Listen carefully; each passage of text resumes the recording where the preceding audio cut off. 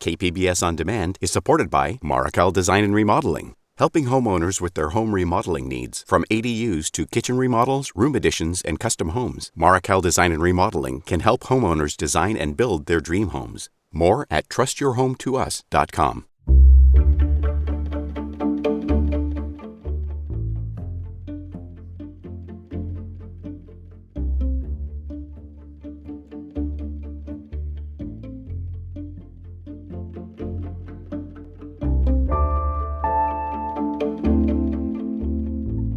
Good morning, I'm Debbie Cruz. It's Wednesday, January 4th. The struggle to address extremism among military vets. More on that next, but first, let's do the headlines. The State Department of Water Resources conducted their first snow survey of the season in the Sierra Nevada mountains. Sean de Guzman manages the survey. He said the snowpack is better than this time last year, but it doesn't eliminate drought concerns. We must continue to remain vigilant and continue to conserve water. No single storm event will end the drought. We'll need consecutive storms month after month after month of above average rain, snow, and runoff to help really refill our reservoirs. The upcoming storms are predicted to be colder than the recent ones and should increase the snowpack levels. A new report reveals that in 2021, law enforcement officers in the state were more than twice as likely to use force against people they perceived as black during vehicle and pedestrian stops compared to people believed to be white. Those perceived as black and Hispanic or Latino were also more likely to be stopped in the first place. The report was compiled by California's Racial and Identity Profiling Advisory Board to better understand bias in policing. It analyzed vehicle and pedestrian stops from 58 agencies, including the San Diego County Sheriff and San Diego Police Departments. San Diego County had its second highest average price per gallon of gas to begin a year on Sunday. That's despite a recent run of decreases for over a month and a half. The first highest average price to start a year was last year when it was nearly $4.63. And yesterday, the average price in the county was $4.54. From KPBS, you're listening to San Diego News Now. Stay with me for more of the local news you need.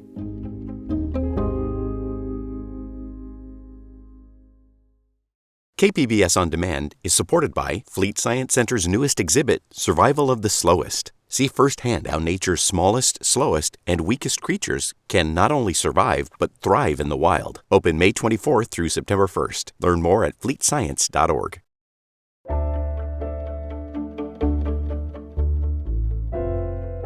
Friday, January 6 will mark 2 years since the insurrection at the U.S. Capitol.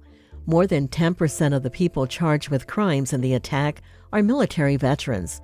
But policymakers are still struggling to address violent extremism among some members of the veteran community. Steve Walsh reports for the American Homefront Project. In the congressional session that ended in December, the House Committee on Veterans Affairs looked at extremism and white supremacy among veterans. At times, the hearings themselves highlighted how difficult the conversation remains. Some GOP members lashed out at the premise, including Congressman Jim Banks of Indiana. Mr. Chairman, I think this hearing is offensive, and the fact that you're going to save our veterans from becoming political terrorists is offensive to every veteran in America. But the number of veterans linked to extremism has been rising, though it's still a tiny percentage of the veteran community. 118 people with military backgrounds face charges related to the January 6th insurrection. California Democrat Mark Takano was committee chair. It is a small number. We need to be able to raise this issue without being subject to the claim that we're trying to paint all veterans or characterize all veterans as extremists. The committee called on the VA to work more closely with the Department of Defense to curb extremism among veterans. But Takano concedes that will be a challenge. It's a very delicate place that VA has to be in terms of they're the government, they're the federal government. If it looks like they're kind of intrude into the realm of veterans' beliefs, that's not going to work. Competing definitions make it more difficult to take action. Max Rigamonde is a doctoral candidate at the University of Maryland.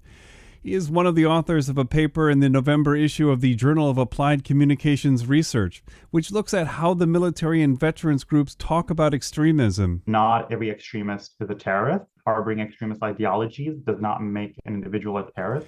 They found the White House, Homeland Security, and the Department of Defense each have their own definitions of extremism, which are different from the FBI. After the insurrection, Secretary of Defense Lloyd Austin ordered a stand-down among all troops to talk about extremism. It didn't really accomplish any of the goals that it set because they were just defined in very abstract terms. There was really no measure of success, right? That's also an issue with a lot of government terrorism prevention policies. There are no measures of success. Nick Marorak is another one of the paper's authors. Asian American and gay, he graduated from the Naval Academy in 2007 and says extremism is nothing new in the military. He remembers an incident on one of his first ships. Someone pulled the knife on me on board, and they were like sharpening their knife in front of me as if to intimidate me. Marorak is now a linguist who studies the language used by the military and veterans community around extremism. Though reports from the Department of Defense say the problem is rare, I'm not really sure that squares with like my experience in the military. And I would argue that perhaps some of these folks that are coming into the military already subscribe to these ideological views. It's not like they come in and like the military fosters this culture. Some veterans don't fall prey to extremism until after they leave the service. Groups like the Oath Keepers, Proud Boys, and the Three Percenters, who were involved in the insurrection, actively recruit veterans. Advocates say the military could do more to help troops resist those appeals.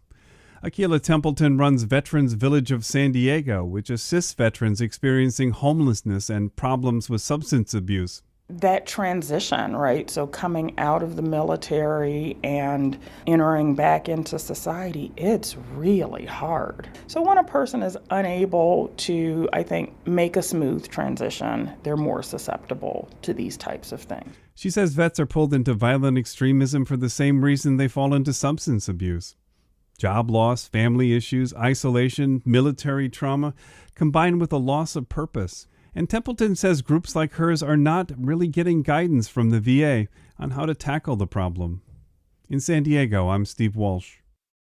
That story was produced by the American Homefront Project, a public media collaboration that reports on American military life and veterans. Funding comes from the Corporation for Public Broadcasting and the Bob Woodruff Foundation.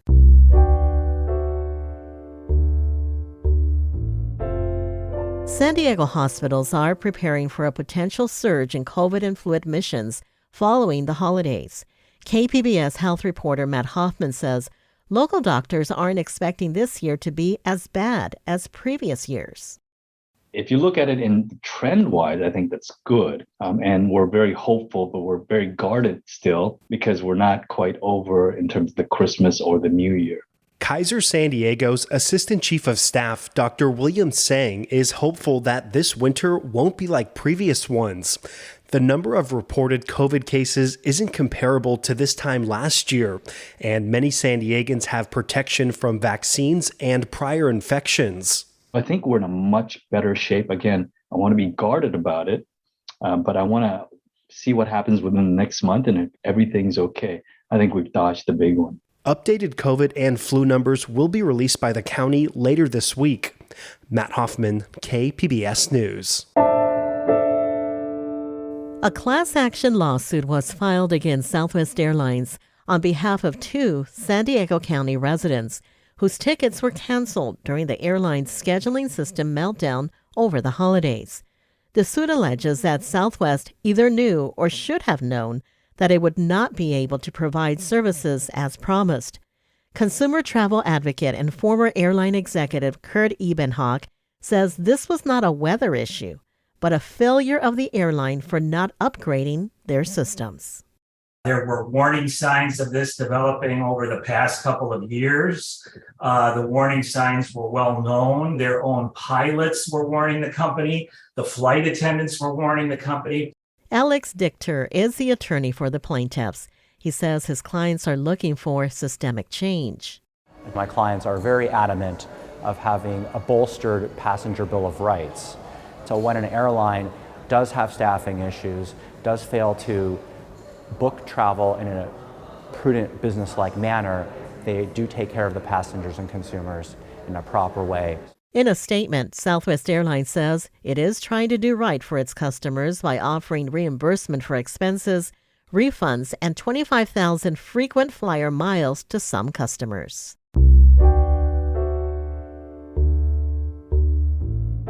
A jury has awarded a former San Diego County Deputy Public Defender $2.6 million in his wrongful termination lawsuit against the county.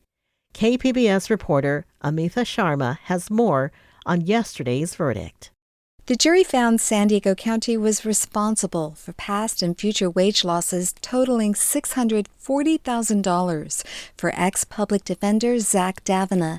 The panel also awarded him $2 million for emotional distress. The jury concluded the county public defender's office fired Davina, who is gay, because of his gender expression and for complaining about what he believed were racist comments made by a public defender's supervisor toward a Black Latino colleague. Davina's lawyer, Chris Ludmer, said he and his client were grateful the jury saw, quote, the truth in this case. And held the county to account for its multiple violations of the employment laws, for their failure to prevent violations of the employment laws, and for their obvious failed attempts to cover all of this up with false investigation reports. The county did not respond to a request for comment on the verdict. Amitha Sharma, KPBS News. Coming up, while India's RRR was the most watched non-English film on Netflix. We'll have that story and more next, just after the break.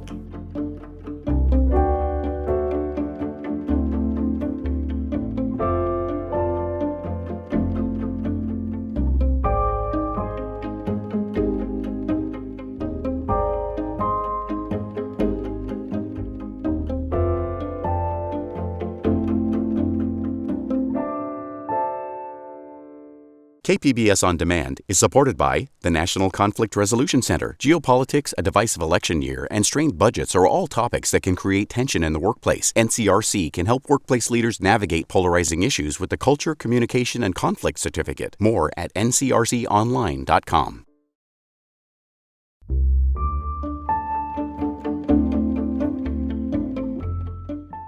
India consistently produces about twice as many films as the U.S.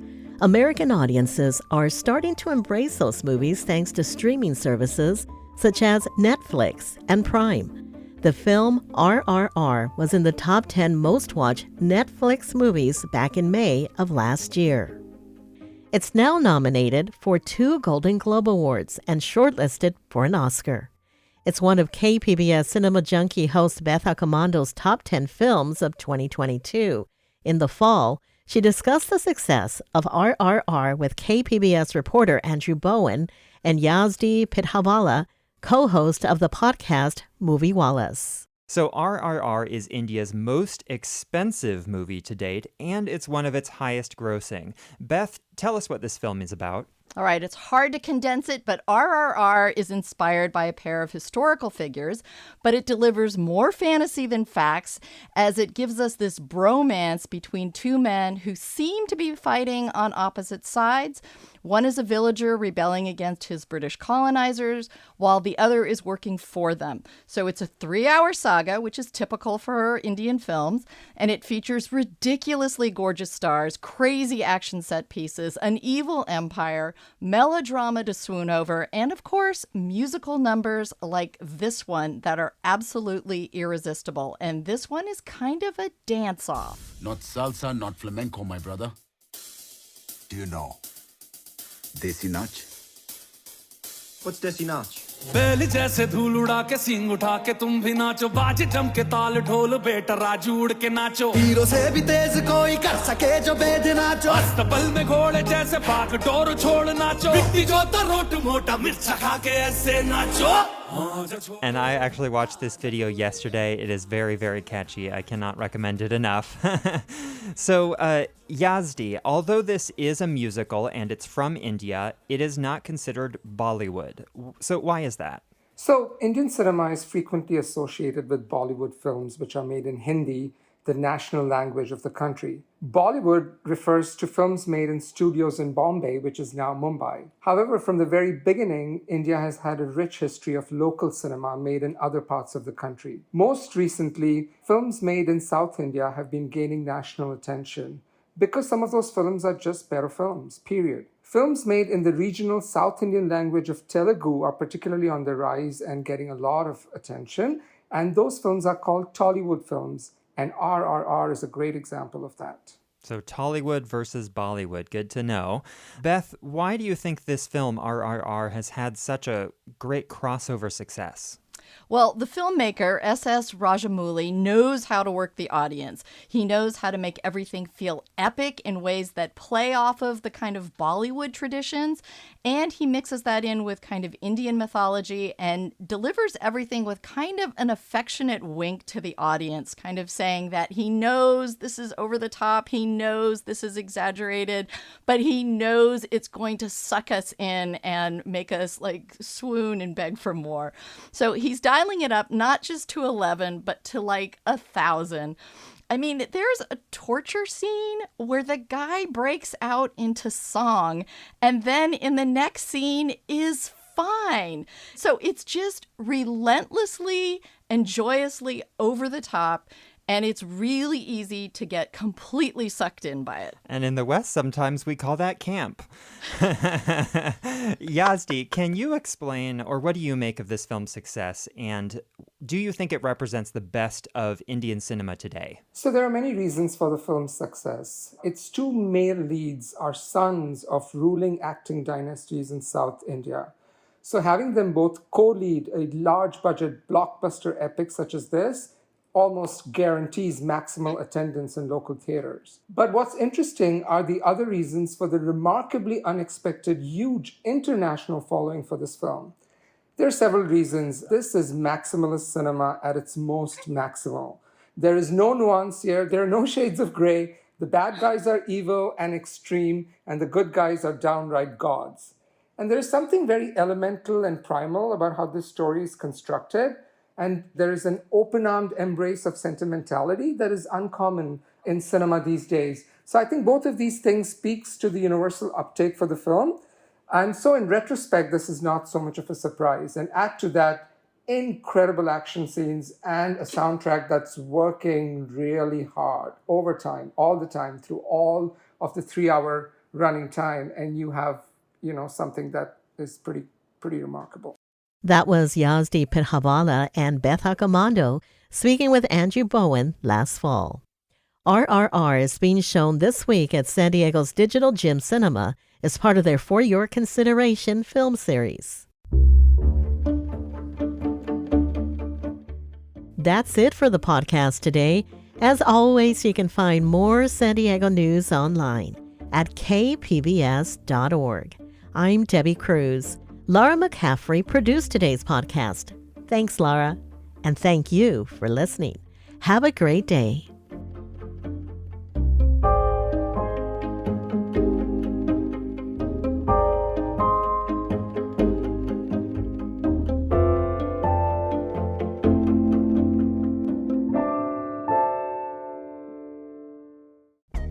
Now on the Finest Podcast, the NPR Tiny Desk Contest.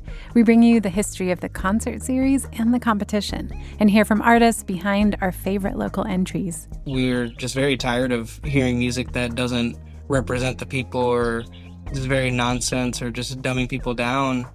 People want to relate to the music that they're listening to. People want to hear people's stories or struggles. Listen now wherever you get your podcasts.